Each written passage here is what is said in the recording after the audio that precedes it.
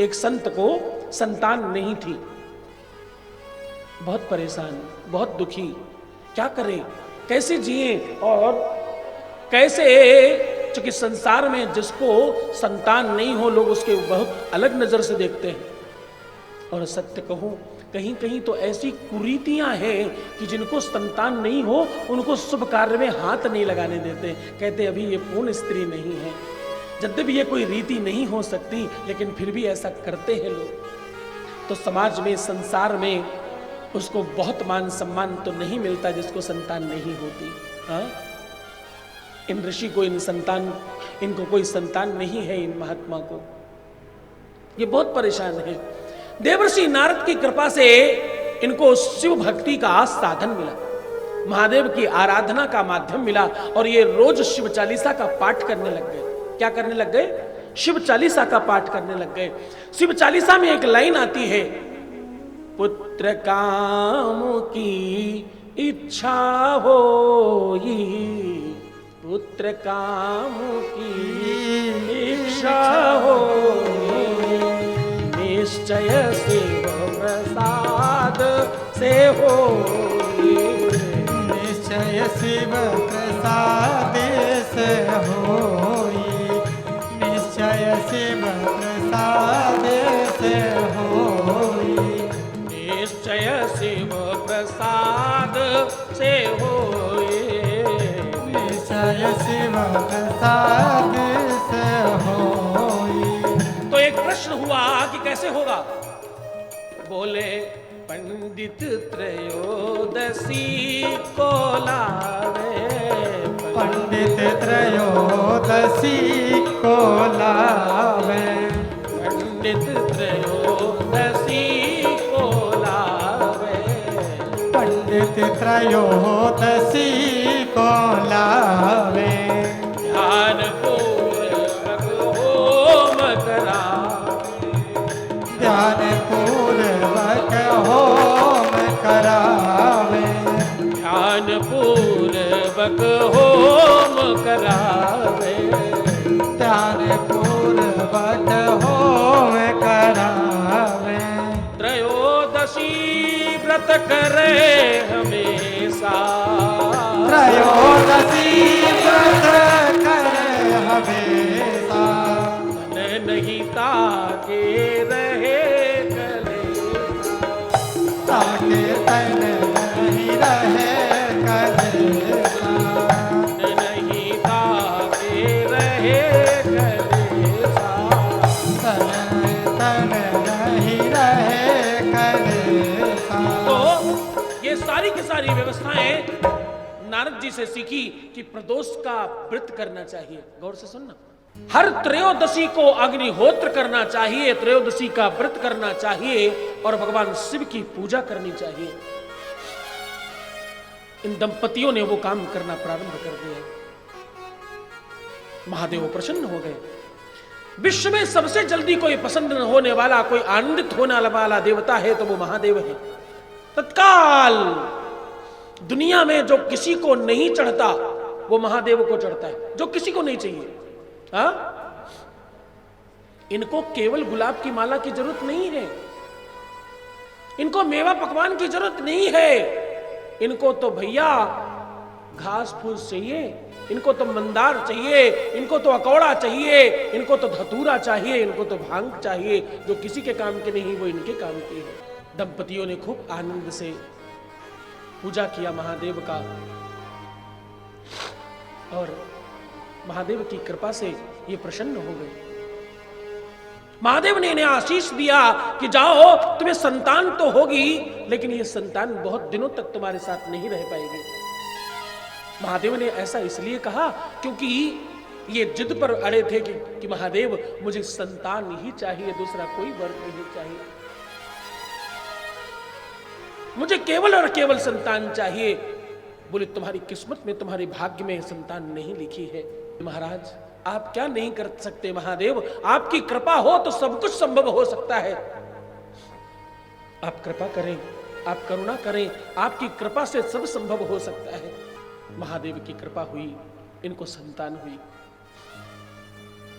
महादेव ने कहा देखो ऋषि, मैं तुम्हें संतान तो दे रहा हूं, लेकिन यह संतान केवल और केवल तुम्हारे साथ 14 सालों तक रहेगी, क्योंकि तुम्हें संतान सुख चाहिए, पुत्र सुख नहीं चाहिए।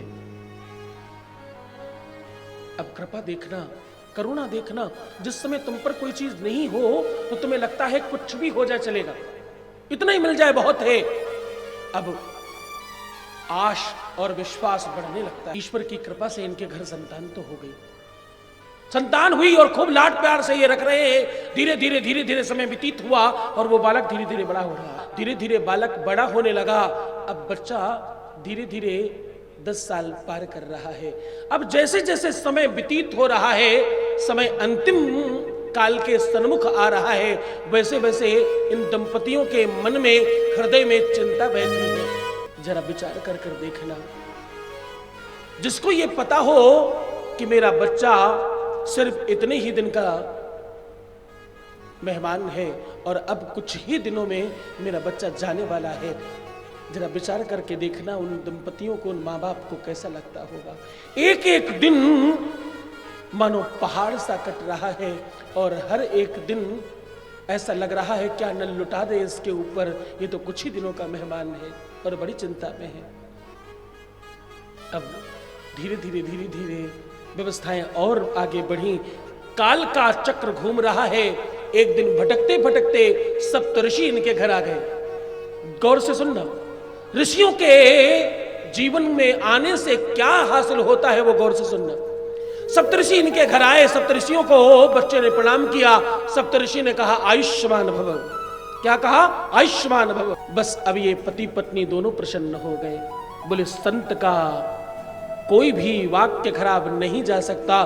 चरण पकड़ कर बैठ गए, गुरुदेव आपने कहा है आयुष्मान भव, अब इसे कुछ नहीं होगा। बोले क्यों नहीं होगा, क्या होने वाला था? बोले इनकी मृत्यु कुछ ही दिनों में होने वाली थी, आपने आयुष्मान का आशीष दिया है, अब मैं अस्वस्थ हो गया, अब ये जिम्मेदारी आपकी है, मेरा काम संपन्न हुआ गुरुदेव, अब आप संभालो। सप्तऋषियों को लगा ये क्या कर बैठे हम। सप्तऋषि उस बच्चे को लेकर के ब्रह्मा जी के पास गए, ब्रह्मा जी को प्रणाम करवाए। ये कथा थोड़ी लंबी है, मैं तुम्हें बिल्कुल सार सुना रहा हूं। महामृत्युंजय की ये गाथा केवल अकेले सुनाने के लिए 7 दिन चाहिए, मैं तुम्हें केवल सार बता रहा हूं, मूल बात बता रहा हूं, जिससे तुम्हें मतलब की बात निकल आए। सप्तऋषि उस बच्चे को लेकर के ब्रह्मा जी को गए, ब्रह्मा जी को प्रणाम कराया। ब्रह्मा जी ने कहा आयुष्मान भव। सप्तऋषि बोले चलो, एक से भले 2, अब आपकी भी जिम्मेदारी है इसको आयुष्मान करवाना, इसके आयुष्य में वृद्धि कराना अब आपकी जिम्मेदारी है, कुछ ही दिन बचे हैं इनके पास। ब्रह्मा जी ने कहा पहले क्यों नहीं बताया, ये बात पहले बतानी चाहिए थी ना। सप्तऋषि बोले मुझे भी कहां पता थी, तो मैंने सोचा अपने ग्रुप में आपको भी सम्मिलित कर ले, अच्छा काम करने जाओ तो कुछ लोगों को साथ में ले लेना चाहिए। हाँ, ब्रह्मा जी बोले विष्णु जी के पास चलते हैं, उनके पास भी चल के बात करते हैं। लेके गए, सबसे आगे प्रणाम करो प्रणाम करो प्रणाम करो। बच्चे ने प्रणाम किया, विष्णु जी भी बोल गए आयुष्मान भव। बोले ये और अच्छा हुआ, एक और बढ़ा हमारे ग्रुप में आदमी। बोले क्या बढ़ा, क्या कर रहे हो? बोले इस बालक की मृत्यु होने वाली है कुछ ही दिन में, आपने कहा आयुष्मान, हम लोगों का की जिम्मेदारी खत्म हुई, अब आपकी शुरू हो गई। बोले ये डिपार्टमेंट मेरे पास नहीं है, मेरा काम है पालन पोषण करना, ब्रह्मा जी का काम है सृष्टि रचना, ये आयु का काम मेरे पास नहीं है। एक काम करते हैं, जल्दी से महादेव के पास चलते हैं, उन्हीं के पास इसका साधन मिल सकता है। अब ये सब भागे भागे भागे भागे गए भगवान शंकर के दरबार में और वहां जाकर प्रणाम करवाया बच्चे को। बाबा ने थोड़ा आज ठंडाई ज्यादा छान रखी थी, ध्यान ही नहीं दिया कौन आया है। आयुष्मान भव। बोले अब तो बिल्कुल चिंता नहीं है, जय जयकार हो आपकी, आपकी खूब जय जयकार हो, आपने आयुष्मान कहा है, अब तो आप ध्यान रखेंगे। बोले क्या ध्यान रखना था? बोले आपका ही दिया हुआ बालक है और कुछ ही दिन इसके पास शेष बचे हैं, आपने आयुष्मान कहा है, अब आप अपनी वाणी को सत्य करो महादेव। तो बोले विष्णु ये सारी की सारी रचना महादेव की ही है।